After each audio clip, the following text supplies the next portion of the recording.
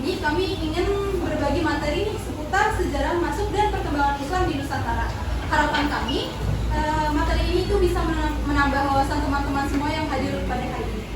Mungkin sebelum kita kenalan dulu ya. Mungkin satu-satu dari kita dari ujung dulu boleh kenalan dulu. Halo guys. Halo Bang.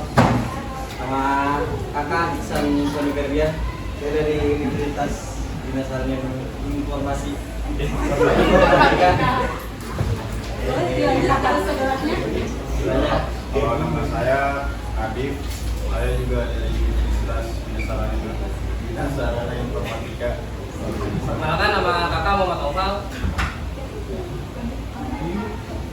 Perkenalkan, nama saya Ilham Nasila. Perkenalkan, nama saya Dias Jarman. Perkenalkan, nama saya Fadli Ahmadi. Sama saudara kampus kelas 3.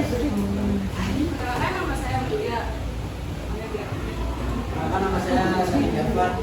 Perkenalkan, nama saya Reisha. Mungkin karena kita semua udah memperkenalkan diri, kita absen satu-satu boleh ya? Ada Queen Anza. Ada Raden dan Ustaz. Ada Rasya Arif. Sejarahnya, nah sejarah masuknya Islam ke Nusantara ini terjadi melalui proses yang panjang dan berlangsung secara damai serta bertahap sejak abad ke-7 Masehi. Nah, proses ini itu menjadi bagian penting dalam perjalanan peradaban bangsa karena bukan hanya mengubah aspek keagamaan masyarakat, tetapi juga memberi pengaruh besar terhadap sistem sosial, budaya, pendidikan, dan bahkan politik di wilayah ini. Nah, memahami sejarah ini penting bagi generasi muda seperti kalian dan juga kami, agar kita semua bisa menghargai proses akulturasi dan toleransi yang telah lama menjadi ciri khas umat Islam di Indonesia. Kehidupan masyarakat kala itu terbagi dalam sistem sosial feodal dan kekuasaan berpusat pada raja. Karena masyarakat sudah terbiasa dengan hidup beragama dan siap menerima jalan baru yang relevan bagi Nusantara. Makanya Islam tuh gampang beradaptasi sama Nusantara karena kan udah banyak kulturasi seperti Hindu, Buddha, dan lain-lain sebagainya kan. Selanjutnya akan dibahas sama teman saya. Pedagang Muslim di Arab, dari Arab, Persia dan India memperkenalkan ajaran Islam kepada penduduk lokal saat mereka berdagang di pelabuhan seperti Barus, Aceh, Gresik, dan Malaka. Yang kedua, jalur pernikahan. Ketika pedagang atau ulama muslim menikah dengan keluarga bangsawan setempat.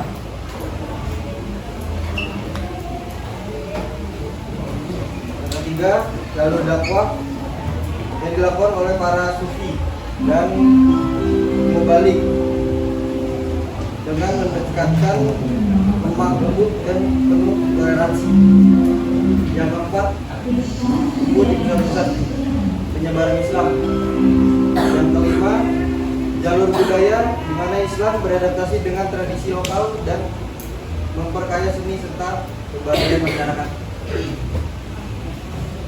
Itu ada teori masuknya Islam.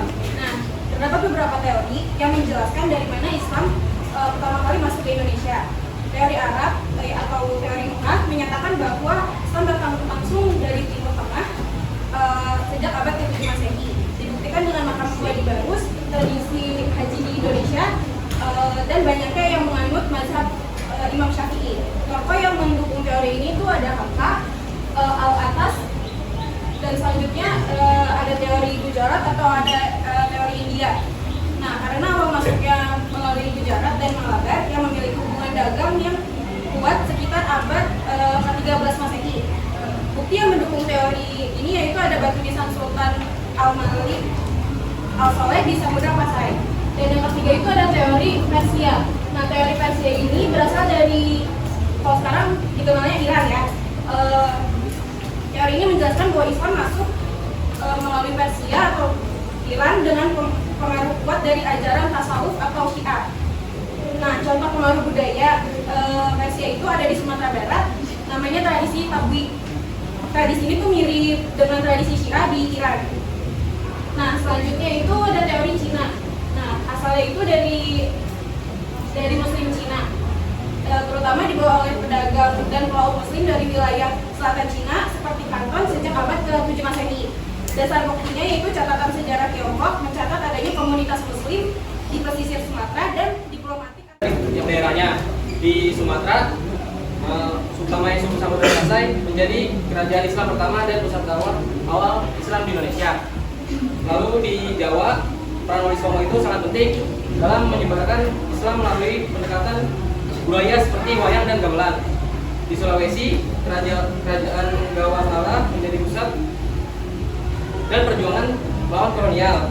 Di Kalimantan, NTB hingga Papua, Islam berkembang lebih lambat, namun tetap mampu berakar kuat di masyarakat. Setiap wilayah memiliki cara unik dalam menyerap Islam, menciptakan mozaik keislaman yang kaya penuh dan warna. Ini adalah penyebaran Islam di Nusantara. Dalam penyebaran Islam ini tidak ringan ya, pas penyebarannya.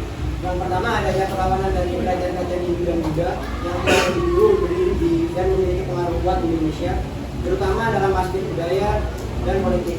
Yang kedua ada secara geografis, Indonesia terdiri dari pulau-pulau yang terpisah-pisah. Hal ini membuat proses dakwah menjadi lebih sulit dan membutuhkan waktu yang lama untuk menjangkau daerah-daerah terpencil. Yang ketiga ada Islam juga berhadapan dengan tradisi lokal yang sudah kuat dan mengakar di masyarakat. Banyak dari tradisi ini dianggap bertentangan dengan ajaran Islam, sehingga perlu pendekatan yang bijak dalam penyampaiannya. Dan yang terakhir, jumlah ulama di Indonesia kurang atau sangat terbatas. Kurangnya tenaga penyebar Islam menjadi salah satu hambatan dalam menjangkau wilayah yang lebih luas. Namun, meskipun banyak rintangan, Islam tetap berkembang dengan pendekatan yang damai, adaptif, dan melalui jalur perdagangan maupun budaya.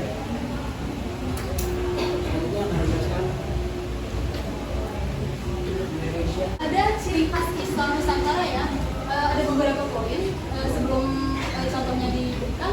Islam berbaur dengan budaya lokal, bukan mindasnya. Jadi kan di Indonesia kan banyak ya agamanya, ada. Masuknya Islam ke Nusantara merupakan contoh keberhasilan dakwah damai yang menyebar lewat interaksi sosial, budaya, dan pendidikan bukan kekerasan. Melalui juga perdagangan, dakwah, dan pernikahan menjadi sarana penyebaran yang bijak. Warisan Islam di Indonesia tampak dalam nilai kebersamaan, toleransi, dan penghargaan budaya. Sebagai generasi muda, kita bertanggung jawab menjaga warisan ini melalui akhlak dan tindakan sehari-hari. Sekian dari materi kami hari ini.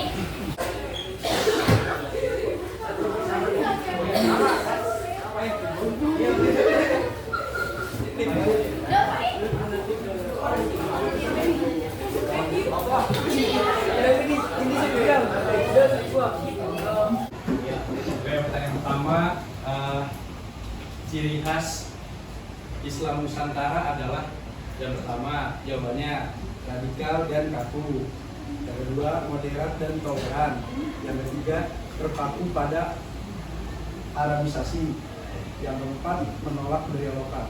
Jawabannya ya siapa namanya? Jaki. Jawabannya moderat dan toleran.